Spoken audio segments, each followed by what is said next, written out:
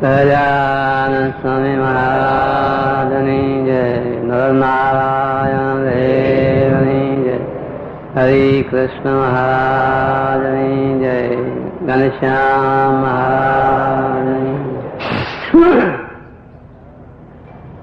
સર્વ અવતારના અવતારી એવા આપણા ઈષ્ટદેવ સ્વામિનારાયણ ભગવાન તથા બ્રહ્મેતા સંતો તથા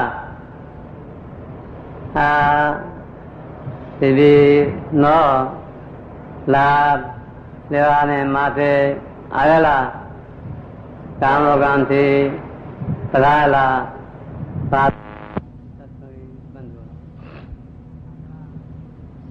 આપણા સૌના મોટા ભાગ્ય છે કે આવા અવતારના અવતારી સર્વ કાળના કારણ સર્વ સુખના નિધિ એવા પૂર્ણ પુરુષોત્તમ સ્વામિનારાયણ ભગવાન આપણાને મળ્યા છે. તો આપણા સૌના મોટા ભાગે છે. કેમ કે આ સ્વામિનારાયણ ભગવાન બહુ મોટા ભાગ્ય વાળાને મળે છે. મોટા સંતોએ એક દ્રષ્ટાંત લખ્યું છે કે લાલા બાબુના કરતા જેના ઝાઝા પૂન હોય એને આ સ્વામિનારાયણ ભગવાન મળે છે. લાલા બાબુ વૃંદાવન ગામના મોટા ભાવિક સદગ્રસ્ત હતા. એને ભગવાનને રાજી કરવાને માટે મંદિર બનાવ્યું, મૂર્તિ પધારી, ધર્મશાળા કરાવી, સદાવત કરાયું. એમ તે વખતે એને 7 કરોડ રૂપિયા ખર્ચા. ત્યારે એમ કરતા કરતા ઘણો ટાઈમ થયો. આપણા સંત સુકાનંદ સ્વામી ફરતા ફરતા ત્યાં ગયેલા અને સ્વામીના એમને દર્શન કર્યા અને સ્વામી જોડે દર્શન કર્યો અને સ્વામીના ભગવાનના મહિમાની વાતો સાંભળ્યું. ત્યારે એને એમ થયું, આવા સ્વામિનારાયણ ભગવાન બહુ મોટા છે, એના મને દર્શન થાય તો સારું. સ્વામીને વાત કરી કે સ્વામી મને આ સ્વામિનારાયણ ભગવાનના દર્શન કરાવો, અહીંયા બોલાવો, એ જેટલો ખર્ચ થાય હું આપું, પણ એ સ્વામિનારાયણ ભગવાનને બોલાવો. ત્યારે સ્વામી કે એ તો ભગવાન બહુ મોંઘા છે, હમણાં તો આવી શકે એવી શક્યતા છે નહીં. તમે ત્યાં ચાલો અને તમે એ સ્વામિનારાયણ ભગવાનના દર્શન કરશો તો તમને આનંદ થઈ જશે. ત્યારે લાલા બાબે વાત કરી કે આ સ્વામી વાત સાચી, આ તમારા દર્શન કરવાથી કે તમારી વાત સાંભળવાથી મને આટલો આનંદ આવી ગયો, તો એ સ્વામિનારાયણ ભગવાનના હું દર્શન કરું તો જરૂર મને આનંદ આવે, પણ ત્યાં તો મારાથી ચલાય નહીં. ત્યારે સ્વામી કે ભાઈ તમને એ ભગવાનના દર્શન કરવાનો ટાઈમ નથી, તો એ ભગવાન તો તાજા ધીરાજ છે, એ ક્યાંથી આવે છે? પછી લાલા બાબે એક અત્યારની શીશી આપી. શીશી લઈ અને ફરતા ફરતા સંતો ભરતપુરમાં આવ્યા. સ્વામિનારાયણ ભગવાને એ શીશી આપી અને લાલા બાબુની વાત કરી. ત્યારે સ્વામિનારાયણ ભગવાને સભામાં શું વાત કરી કે અમારા સત્સંગ થાય કે આ સત્સંગ ઓળખાય એટલા એના ફૂન નથી. ફૂન કાંઈ ઓછા હતા? 7 રૂપિયા તે વખતે ખર્ચા, એટલે ફૂન તો ઘણું હતું. છતાં પણ આ સ્વામિનારાયણ ભગવાનના દર્શન થાય, આ સત્સંગ ઓળખાય એટલા એના ફૂનમાં ખામી હતી. ત્યારે મોટા સંતોએ વાત લખી છે કે લાલા બાબુના કરતા જેના તાજા ફૂન હશે એને આ સત્સંગ ઓળખાય છે. ત્યારે આપણા તો બહુ મોટા ભાગ્ય છે કે આપણાને આ સજે સજે આ સ્વામિનારાયણ ભગવાનની ઓળખાણ થઈ છે. તો આપણા સૌના મોટા ભાગ્ય છે. તો હવે આપણે શું કરવું કે આથી અગાઉ જે વખત ગયો એની ચિંતા ન કરી. મોટા સંતો લખી ગયા છે કે ભૂતકાળ અને ભવિષ્યકાળ નો વિચાર ન કરતા આપણે વર્તમાન કાળ સુધારી લેવો. ભૂતકાળ એટલે થઈ ગયો ને ભવિષ્યકાળ એટલે થશે. ત્યારે એનો વિચાર ન કરતા આપણે આ વર્તમાન કાળ સુધારી લેવો. કેમ કે સતયુગમાં આપણી લાખ વર્ષની આયુષ હતી. તે વખતે આપણે ક્યાંક હશું પણ ભગવાનની ઓળખાણ નથી થઈ એટલે આપણો મોક્ષ થયો નથી. ત્રેતા યુગમાં પણ આપણે કાંઈક હશું પણ ભગવાનને ઓળખ્યા નથી એટલે આપણો મોક્ષ થયો નથી. તો આપ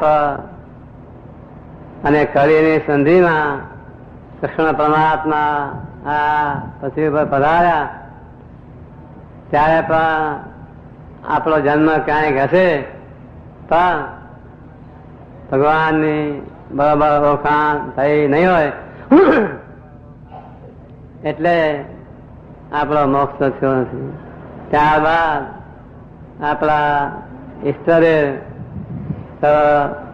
અવતારના અવતારી સર્વ સુખના નિધિ એવા સ્વામિનારાયણ ભગવાન પોતે આ પૃથ્વી ઉપર 1837 સાલમાં પ્રગટ થઈ અને ઘણા જીવોનું કલ્યાણ કર્યું. તે વખતે પણ આપણો ક્યાંક જન્મ હશે પણ ભગવાનને જેવા તેવા ઓળખ્યા નથી એટલે આપણો મોક્ષ થયો નથી. પણ આજે આ મોક્ષ સંબંધી કામ કરવાને માટે સ્વામિનારાયણ ભગવાને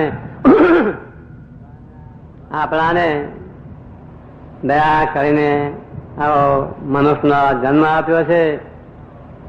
આવા સત્સંગની ઓળખાણ થઈ છે. આચાર્ય સંતો હરિભક્તોની પણ ઓળખાણ થઈ છે. તો હવે આપણે સૌએ આ સમાજ મોહનો ત્યાગ કરી અને દિન દિન પછી ભગવાનની મૂર્તિમાં હેત થાય અને આપણા બધા કાળના જે રાગો અનાદિકાળનો આ જીવ માયામાં ફરકતો આવે છે. એટલે કાળના રાગો આપણે તાળ્યા નથી, એટલે આપણે બધા જન્મના થયા ભોગ્યા કરીએ છીએ. પૂર્ણથી જન્મ અને પૂર્ણથી મરણ. તો મોટા સંતો લખી ગયા છે કે આથી પહેલા આપણે 84 લાખ જન્મ ધર્યા છે અને હવે 84 લાખ જન્મ આપણે ધરવા નથી એવી આપણી શરીરની ઈચ્છા છે. તો 1 કરોડ અને 68 લાખ જન્મની કસર આપણે આ દેહ ટાળવાની છે. તો એ કેવી રીતે થશે? તો આપણે સ્વામિનારાયણ ભગવાનનો આશરો રાખી અને એનું ભજન વિશેષ કરશું તો થોડા સમયમાં કામ થઈ જશે. અને આપણા શાસ્ત્રમાં ધ્યાનનો મહિમા બહુ મોટો ગયો છે. અને સ્વામિનારાયણ ભગવાને કાર્યાણીના બહારના વચનામતમાં પણ ધ્યાનની વાત લખી છે કે ધ્યાને કરીને કારણસરની વાસના દળે છે. આંબલિયાનું દ્રષ્ટાંત આપ્યું કે આંબલિયાની છાલ હોય કાળી, એની સાથે ચોટી હોય તો ગમે એટલી આપણે નોખી પાડીને કટકા કરીએ તો પણ નોખી પડતી નથી. તો સ્વામિનારાયણ ભગવાને એમાં લખ્યું કે ધ્યાને કરીને કારણસરની વાસના તળે છે. કેટલાક માણસો એવી શંકા પણ કરે સામે કળિયુગમાં આ સમયમાં કઈ ધ્યાન સાચું હશે એમ ઘણા લોકો વાત પણ કરે. અને એની વાત પણ સાચી, કેમ કે એને એ સમજ્યા ન હોય અને એવા ગુરુ મળ્યા ન હોય તો એને એમ સંશય થાય ખરો.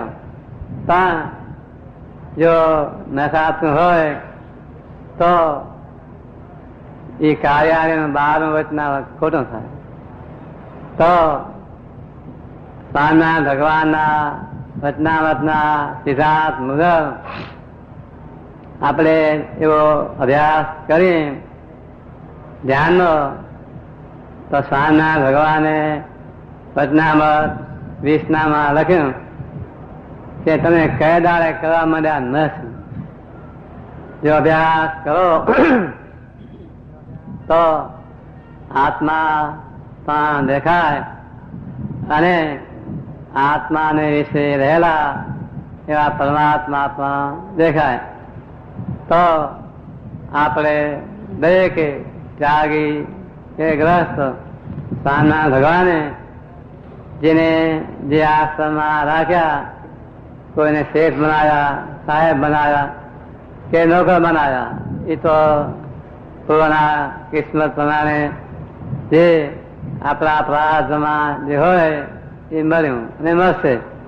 પણ આપણે હંમેશા જો એવી રીતે ધ્યાન ભજન કરવાનો અભ્યાસ કરીએ તો મહારાજે કહ્યું કે આત્મા પણ દેખાય અને આત્માને વિશે રહેલા એવા પરમાત્મા પણ દેખાય.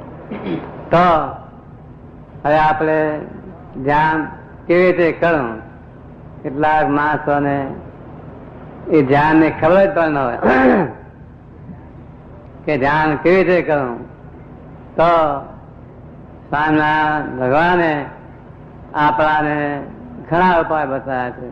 મોટા સંતો પણ આપણા માટે ઘણા દાખલા કરી અને સત્સંગી જીવન વચનામૃત શિક્ષાપતિ આદિ સત્શાસ્ત્ર આપણાને હાથમાં આપ્યા છે. તો સ્વામિનારાયણ ભગવાને શિક્ષાપત્રીના 116 શ્લોકમાં લખ્યું કે નિજાત્માનમ બ્રહ્મરૂપ દ્વિતીય વિલક્ષણ, કે આ પ્રાણ દેહની ભાવના ધારી અને પોતાને બ્રહ્મરૂપ માને, કે પોતાને આત્મા તો અણુ જેટલો છે, પણ આત્માને ભગવાનના અક્ષર ધામની સાથે એકતા કરી, એ જ્ઞાને કરીને. આપણે તો હમણાં આ વાત સાંભળે છે, એક દિવસમાં એ બમરૂપ થવાતું નથી, પણ પેલા વાત કરી એના અનુસંધાનમાં આપણે એવો અભ્યાસ કરીએ તો અભ્યાસ કરતા જરૂર થાય છે. ગીતાજીમાં પણ કૃષ્ણ પરમાત્માએ લખ્યું છે કે ગમે એવું મન ચંચળ હોય તો પણ અભ્યાસ કરે તો ઠીક થાય છે. આ લોકમાં છોકરાઓ ભણવા જાય, પેલા તો એક ચોપડી ભણવા જાય, એમ કરતા કરતા અભ્યાસ કરે તો LLB, BCom આદિ મોટી મોટી ડિગ્રીઓ પણ મેળવે છે. તો એ અભ્યાસ કરવાથી થાય છે. તેમ આપણે પણ એવી રીતે અભ્યાસ બરાબર કરીએ તો સ્વામિનારાયણ ભગવાનના સિદ્ધાંત મુજબ જરૂર થાય. તો બ્રહ્મરૂપ એટલે જ્ઞાને કરીને પોતાના આત્માને અક્ષર ધામ સાથે એકતા કરી અને ભગવાનની મૂર્તિનું ધ્યાન કરવું. તો મહારાજે ધ્યાનમાં પણ 2 આસન પાસ કર્યા છે, સ્વસ્તિક આસન અને સ્વસ્તિક આસન અને સુખાસન. સુખાસન એટલે આપણે જયારે પલાઠી વાળાને બેસી છે ને એ સુખાસન કહેવાય, ને સ્વસ્તિક આસન એ પછી આપણે થોડું શીખાડશું. આ જા મોડો થઈ ગયો એટલે સ્વસ્તિક આસન એ સહેલું પડે છે. પદ્માસન પણ છે, પદ્માસન તાતક માથે છે, એટલે એ જાજિયા બેસવાથી થાક લાગી જાય.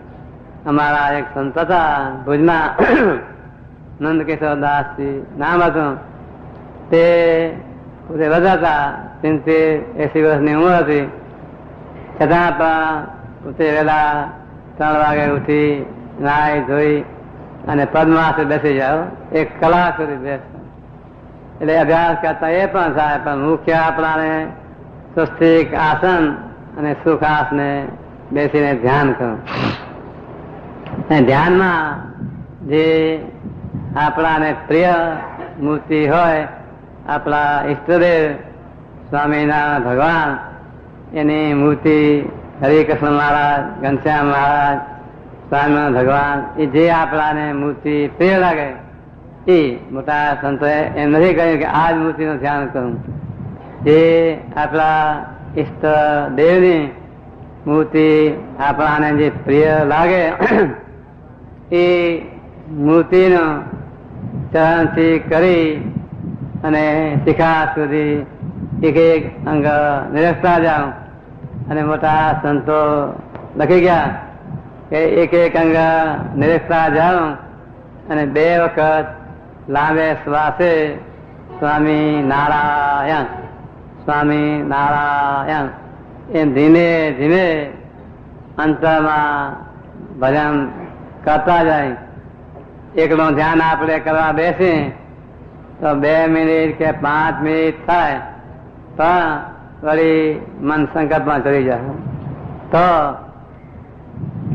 ધ્યાન એક અંગ જોતા જાય અને 2 વખત આવી રીતે લાંબે શ્વાસે સ્વામી નારાયણ, સ્વામી નારાયણ એમ ધીમે ધીમે ભગવાનનું આવી રીતે નામ લેતા જાય.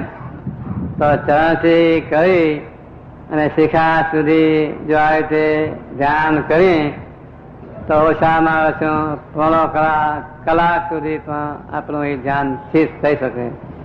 આપણે તો 5 મિનિટ કરીએ ને પછી સંકલ્પ થવા મળે, અરખે પરખે બીજા બેઠા ને ખોખામાં આ માણસ આજે કરીને રાતે મને મુજારા થાય ને અરખે પરખે બેઠા હોય ખોખાડામાં બીજાને ધ્યાનમાં વિક્ષેપ થાય એટલે એમ ન કરે. પણ આવી રીતે ધ્યાન કરતા કરતા ભગવાનની મૂર્તિમાં તદ્લીન થઈ જાય તો એના અંતરમાં આનંદના ફુવાવ્યા કરે. આવું ભગવાનનું ધ્યાન છે, આવું ભગવાનનું સુખ છે. અને અંતરમાં ભગવાનની મૂર્તિના સુખ વડે ઠંડા ઠંડા થેલા પડવા મળ્યો. એમ મોટા સંતો લખી ગયા છે. તો આપણે દરેકે એવી રીતે હંમેશા ધ્યાન કરવાનો અભ્યાસ કરો તો હવે આપણે ભગવાનની મૂર્તિનું સાકરા ધ્યાન કરો. સહજાનંદ સ્વામી મહારાજ